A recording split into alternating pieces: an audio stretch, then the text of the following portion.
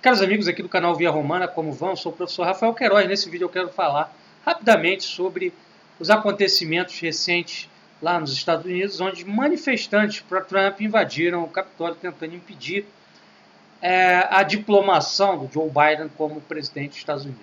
Perfeito? Bom, eu queria, antes de mais nada, desfazer um mal-entendido, né? Porque a grande mídia ela passa uma visão de que o Trump seria um político antissistema, de que ele seria uma ameaça à democracia e blá blá blá. Nós, recentemente, num artigo que escrevemos no nosso blog Catolicidade, mostramos que, na verdade, isso do Trump ser um antissistema, um sujeito antissistêmico, é uma falácia, que é fruto de uma confusão entre discurso e realidade. É bem verdade que o Trump, quando ele chegou ao poder, na eleição de 2016, que ele vence a presidência da República dos Estados Unidos da América, ele chega com esse discurso de que ele é um indivíduo que não pertence ao establishment, que era uma opção ao establishment, né? Ele, inclusive, vai propor uma política isolacionista, construção de um muro na fronteira com o México, uma guerra comercial dura contra a China, a saída dos Estados Unidos dos organismos multilaterais globais, e etc. No entanto, logo que ele começa o seu governo, ele é capturado pelos falcões neocons. Ele não tinha uma base para governar, então ele acaba ficando refém dos falcões neocons, né? E ele não vai cumprir muitas das coisas que ele prometeu. Por exemplo, ele não vai reindustrializar os Estados Unidos, ele vai com isso decepcionar boa parte da sua base eleitoral, que esperava que ele trouxesse um novo boom industrial, revigorasse, por exemplo, cidades como Detroit, que foram polos, foi um polo, né, automotivo, industrial automotivo no passado. Ele não vai conseguir levar a cabo a construção do muro, tá? E tampouco vai tirar os Estados Unidos desses órgãos multilaterais globais. Ele vai reduzir, é verdade, a participação dos Estados Unidos na OMS, mas não vai retirar de todo. E por outro lado, ele vai levar uma guerra comercial com a China, sim, mas em muitos aspectos tímida. E não vai deixar de agradar ao setor financeiro, a Wall Street, que é a base do establishment atual, do sistema atual. Cabe lembrar que o Trump, tá, durante seu governo, ele vai levantar a lei Dodd-Frank, que foi uma lei criada logo após a crise de 2028 para regulamentar a questão dos derivativos. Então ele levanta essa lei, agrada a Wall Street, agrada o sistema especulativo financeiro americano, tá? Por um outro lado, ele também vai fazer uma política de derrubada dos juros, uma política nacional em prol realmente dos interesses dos Estados Unidos, né? Mas isso não vai ter um efeito no sentido de levar a cabo uma reindustrialização dos Estados Unidos que o recoloque realmente na dianteira aí produtiva global. Tá? A China continua, mesmo depois desses 4 anos de Trump, sendo a fábrica do mundo. Então, muito daquilo que era expectativa em torno do Donald Trump não se cumpriu, tá? Em razão disso, né, dele ter sido capturado por esses falcões, ele não levou a cabo uma política isolacionista, atacou a Síria, bombardeou a Síria, mandou matar o Soleimani, enfim, armou aí algumas ditaduras lá do Oriente Médio, não é isso? Então, essa coisa de o Trump isolacionista, o Trump vai ser melhor porque ele vai diminuir a influência americana, a interferência americana no globo, não se cumpriu. Né? Eu mesmo, na época, em 2016, imaginei que isso pudesse ser levado a cabo por ele, me enganei e está aí, né, o resultado. Enfim, então, o Trump não é antissistema coisa nenhuma, não é antidemocracia coisa nenhuma, ele chegou ao poder através da democracia, ele se submeteu aos ritos democráticos, né? Ele aceitou também participar de uma eleição ridícula como essa última, uma eleição feita via Correios, né? Claro, depois ele contestou uma série de coisas que aconteceram nela, mas ele se submeteu a um escrutínio risível por diversas razões, né? Então, assim, que antissistema é esse? Que antidemocracia é essa? Né? O que acontece é que a mídia, a grande mídia, né, ela vem se preocupando mais e mais a cada dia, porque o Trump e o Bolsonaro, apesar de eles não serem antissistemas, apesar deles só usarem esse discurso, né, eles, bem ou mal, eles polarizam um mal-estar em relação ao sistema, que pode levar, sim, a uma superação do sistema, não por eles mesmos, né? Eles são incapazes de levar a essa superação. Mas eles, de certa forma, polarizam isso. E eu cheguei a comentar em meu Facebook a respeito desse assunto e queria aqui fazer algumas colocações sobre isso, que são muito importantes, acredito eu. Tá? A primeira delas é a seguinte, né? Aqui os Estados Unidos, ele se apresenta como sendo a maior democracia do mundo, grande exemplo de democracia, o exemplo de que a democracia é um sistema altamente funcional, estável, né, porque afinal de contas os Estados Unidos, fundado em 1776, nunca sofreu um golpe de Estado, nunca houve uma ditadura nos Estados Unidos, sempre tivemos eleições, uma continuidade legal, uma Constituição desde o início, né, a mesma Constituição funcionando aí desde o início. Então os Estados Unidos é apresentado como um farol de estabilidade, de institucionalidade, de funcionalidade, de alto grau de funcionalidade desse sistema, que é vendido como sendo o melhor sistema, que deve ser adotado por todo mundo, por todos os países, todos os povos. Tá? E o que nós temos visto nos últimos anos é que esse sistema está naufragando, por várias razões. Né? E o que aconteceu nessa eleição de 2020, com voto via correio, que é algo bizarro, né? Como é que você faz uma eleição marcada, sei lá, para o dia 10 e aí você aceita votos que chegam no dia 11, 12, 13, 14, né? As recontagens são feitas e deixam dúvida, e aí você entra na justiça para pedir recontagem e elas não são feitas. Enfim, uma coisa que não teve lisura, que mostra, né, que os Estados Unidos não é esse exemplo todo que passam, que fazem parecer ser. Né? E, enfim, esse sistema está naufragando porque esse sistema ele se baseava numa ideia de que é um sistema que faculta aí o bem-estar social.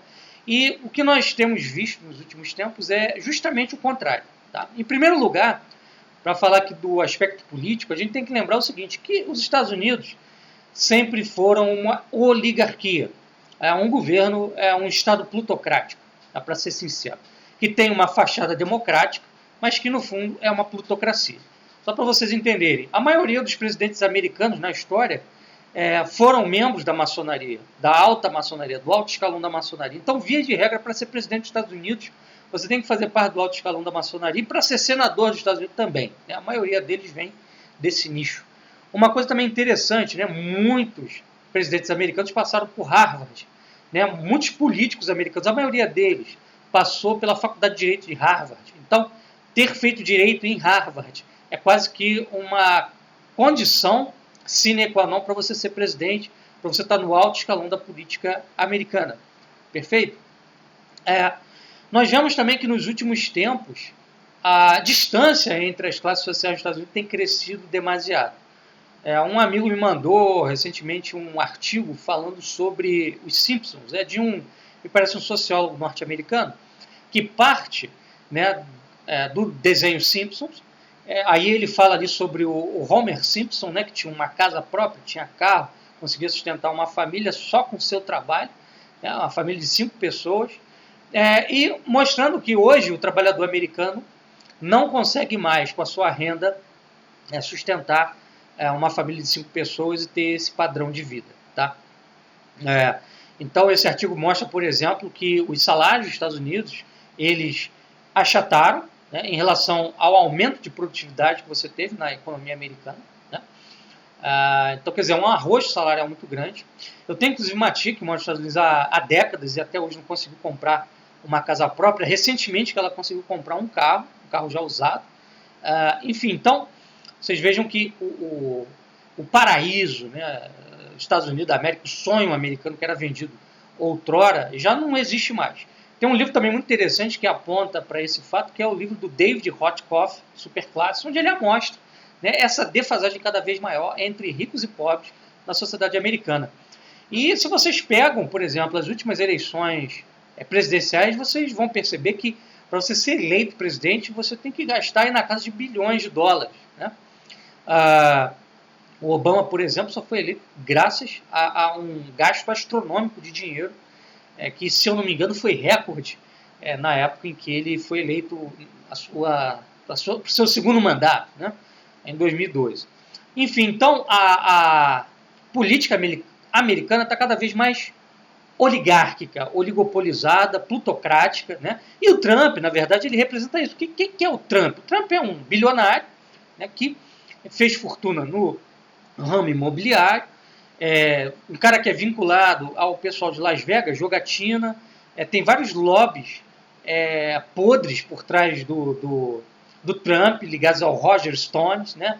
Lobby de fumo, né? Da Souza Cruz, lobby de droga, inclusive, também, né? Porque existe uma conexão entre jogatina e drogas.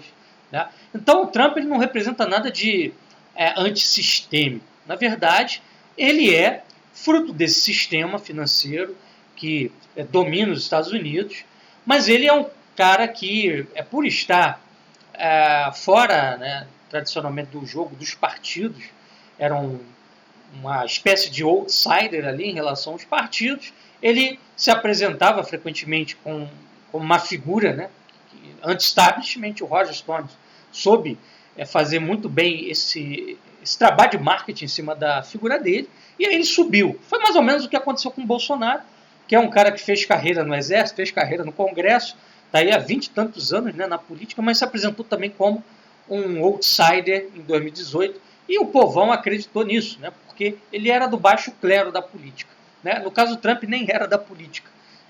Enfim, mas o que eu quero ressaltar é que os dois, né, tanto o Bolsonaro quanto o Trump, eles polarizam, eles atraem para si alguns elementos, algumas pessoas que não estão satisfeitas com o sistema atual por alguma razão de ser. E a grande mídia vem percebendo que essa satisfação está crescendo, né, que essa distância entre as elites e o povo está aumentando de forma radical, né, que esse processo de globalização está levando a um distanciamento cada vez maior entre elites e povo, tá? Levando a um achatamento da classe média, não só em termos de extensão dela, mas também em termos do seu potencial de consumo, né, do seu potencial político também.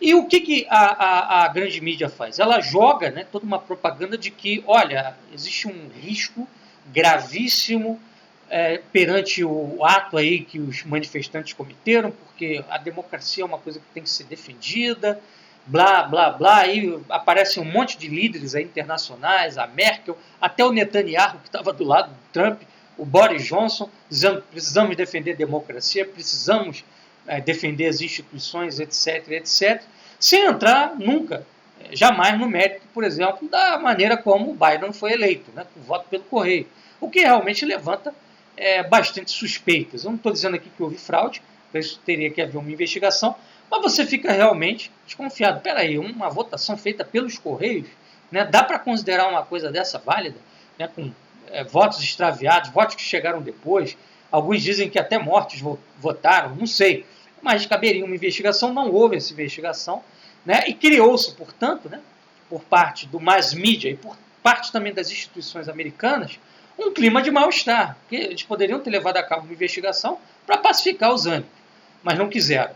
Enfim, e eles percebem cada vez mais que existem nichos crescentes de pessoas que estão insatisfeitas com tudo isso, não se sentem representadas. Você pega, por exemplo, as eleições aqui no Brasil, né, as últimas eleições, 2016, 2018 e 2020, quer dizer, quase um terço de pessoas não votaram em ninguém. Né? 30% da população se sente representada, isso é muita coisa. E eles estão preocupados, eles percebem que realmente está entrando água no navio, o navio está naufragando pouquinho a pouquinho, e nós aqui, por exemplo, nesse canal, nós somos uma prova disso. Né? Muita gente que nos acompanha representa justamente isto, né? Essa satisfação com o que está aí. E agora, né, a gente vê que o Twitter, o Facebook, essas redes sociais aí do bloco capitalista ocidental, democrático, demoliberal, né, resolveu banir o Trump e seus apoiadores, alguns de seus apoiadores, de forma definitiva das redes. O que mostra que realmente eles estão bastante preocupados. Com isso, eu não quero dizer que, evidentemente, o Trump representa uma ameaça fascista, né, ao sistema, não é nada disso. Nem que houve uma tentativa de golpe, não teve nada disso. Foram manifestantes que foram para ali, estão insatisfeitos. O Trump, evidentemente, falou que houve fraude, e isso, óbvio, estimula a revolta desses nichos, desses setores, né? Isso não desmobiliza os setores, pelo contrário, tem potencial de mobilizá-los ainda mais. Mas até que ponto que o Trump também está disposto, né, a levar a cabo um golpe, né?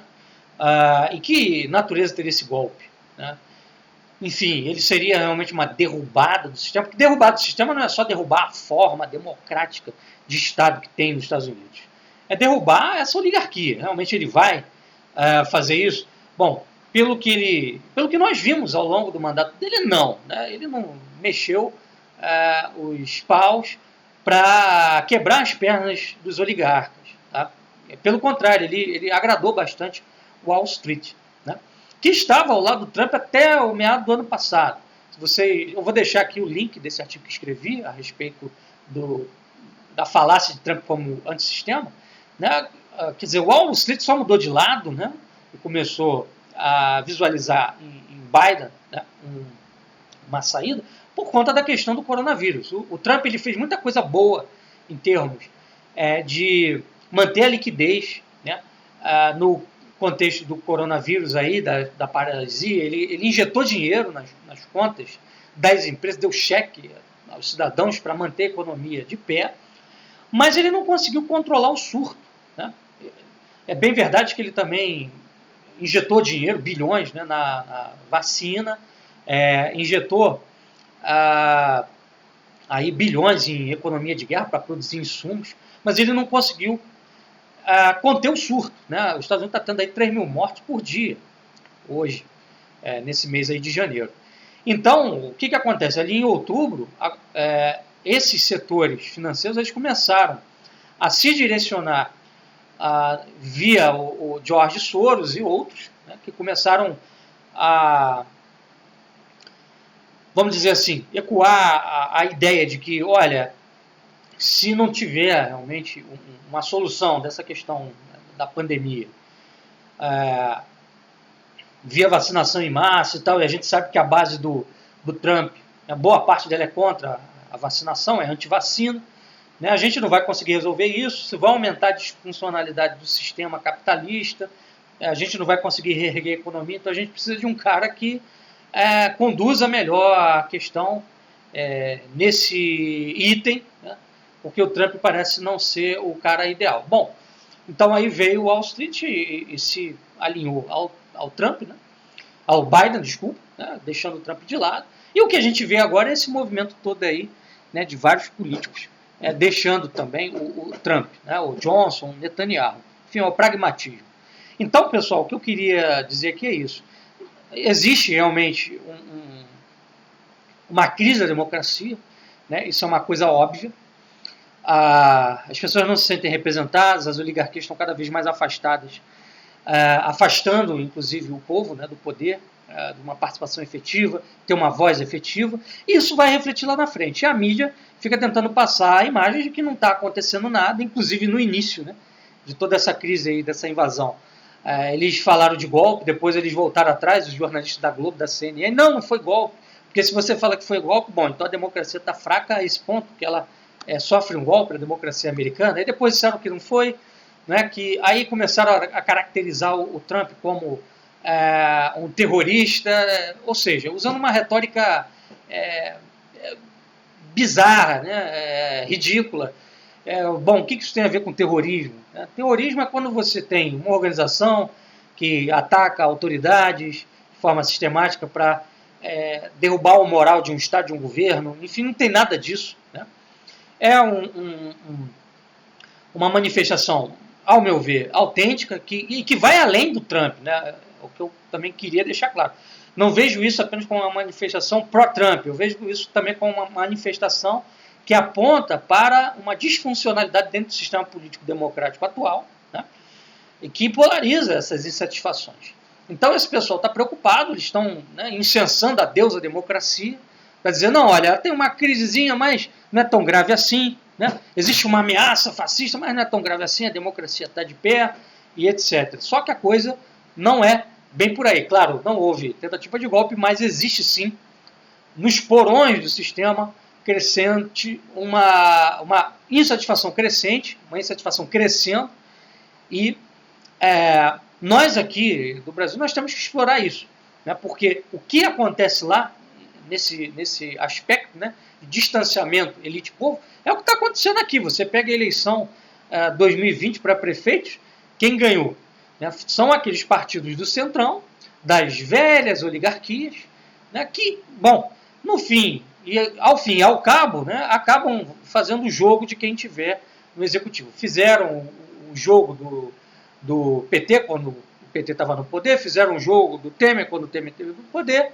e agora fazem um jogo do Bolsonaro, bem ou mal, né, com, obviamente, alguns breques aqui e ali, porque eles também têm os seus interesses próprios, mas no fim e ao cabo, mantém o nosso país a reboque, né, do sistema oligárquico internacional, global, financeiro. Enfim, então, pessoal, era o que eu tinha para falar aqui a respeito desse quadro. Fiquemos em alerta, porque nós precisamos realmente ecoar uma crítica efetiva à democracia que nós temos aí, essa democracia farsesca, que no fundo só serve às grandes oligarquias financeiras mundiais. Nós vamos superar esse sistema e criar uma via nova, né? Um Estado corporativo, um Estado nacional corporativo, e realmente represente o povo, represente a nação. Um abraço.